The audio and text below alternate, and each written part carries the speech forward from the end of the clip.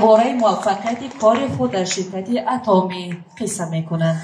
Итак, приглашаем на сцену бриллиантового мастера Муминджанову Рудову, которая приехала из Москвы на встречу с лидерами. Она расскажет нам историю успеха. Встречайте!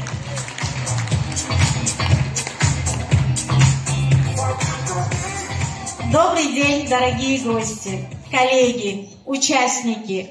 Очень рада приветствовать всех вас в такой замечательной атмосфере.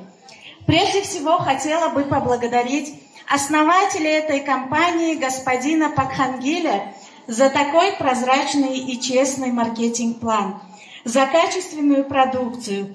Еще хочу поблагодарить наших спонсоров. Хочу поблагодарить мою любимую команду, моя большая атомянская семья. Друзья, теперь немного хочу вам рассказать о том, как я пришла в Атоми. До Атоми я работала в другой компании, где были обязательные ежемесячные закупы, сгорание баллов. И полгода назад зарегистрировали меня в эту компанию. И на 5-й день я закрыла свой стек, чему безмерно рада.